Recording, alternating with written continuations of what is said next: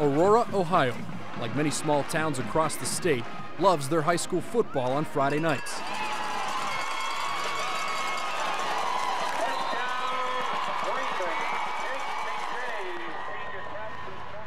The quaint town of just over 15,000, located in Portage County, 30 miles east of Cleveland, celebrated its first football state championship in 2008.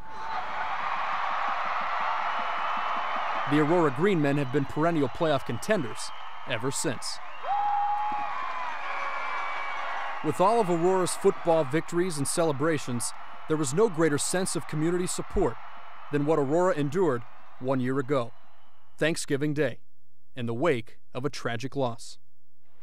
On the eve of Aurora's state semifinal football game, sophomore Paulie Mcghee was killed in a one-car accident on his way home from a friend's house.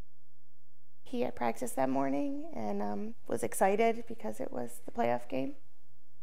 Went to practice, came home, showered, and had been invited to a friend's house for a brunch and was excited to go and, help me stuff the turkey and, said, "I love you" on the way out the door. I said, "I love you too," grabbed his coat and went on his way. And we weren't having dinner till later, so we were just kind of all fiddling around the house, and doorbell rang, and it was Jeff Begara, the police officer. Really didn't even think anything of it until he said, "Hey, can I talk to you and your wife outside a second?" Went out there, and he started asking me about my parents' car, which had a Florida license plate on it that Paulie drove.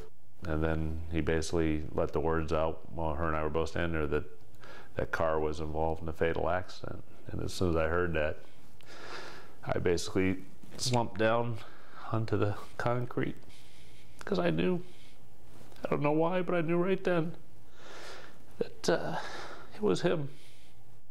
I don't think it hit me right away.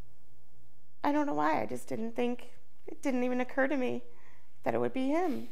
So I just kept calling and texting and calling and texting and leaving messages, and I don't even know how long went by, but then all of a sudden a car pulled up in the driveway. A good friend of ours is a paramedic for Aurora and came in and told Jeff that it had been confirmed it was Paulie.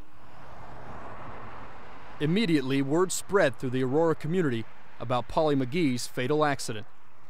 Soon, the Mcghee house was filled with grieving family, friends, and Paulie's devastated teammates. Just the right thing felt to let everyone come, because who else? We needed comfort. And that's what they did. They came. They all came. The team came.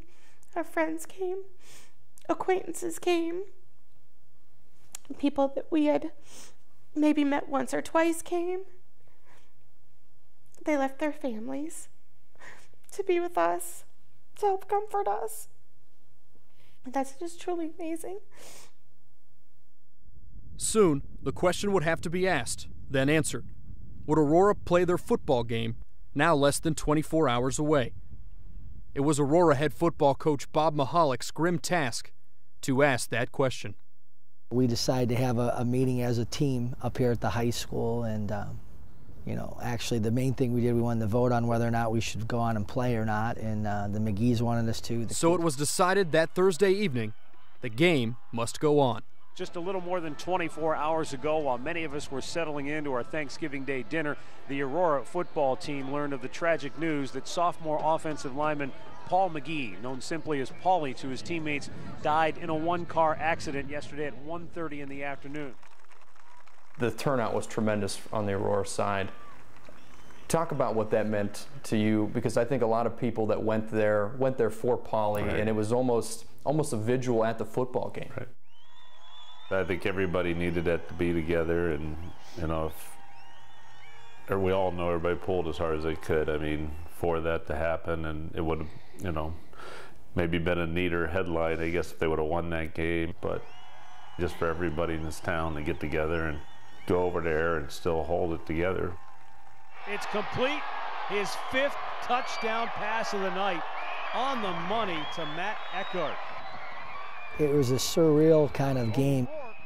The kids tried to do the best they could, but most of them hadn't slept much the night before, so we weren't in shape mentally or physically to handle what we did. But I was proud how our kids gave everything they had on a night where we really had no chance to win.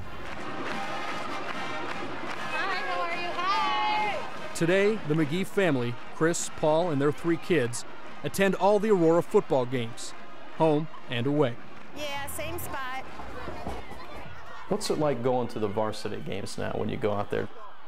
You know, it was that first game. The special games were tough, but you know, it's been because all those boys are like our boys. I mean, as tough as it was, you know, it's still exciting to see it.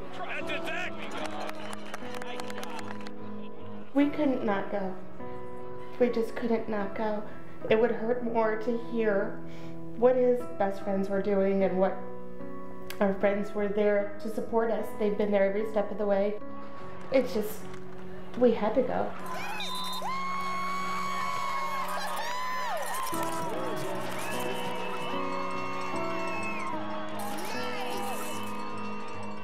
Paulie Mcghee will always be remembered for his lighthearted spirit and sense of humor.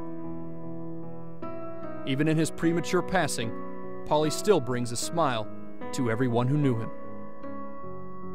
When we think of him now, we no longer think of him with tears in our eyes streaming down our face, but with a smile on our face, because that's what he would want, and I think we've done a pretty good job of that.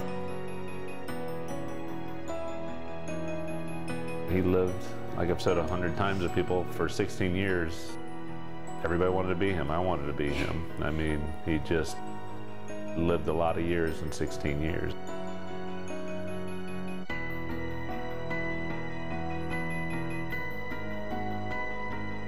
The Mcgees, with the help of others, have raised money that provides scholarships for Aurora High School students, and already 4 students from the class of 2012 have benefited from Paulie's memory.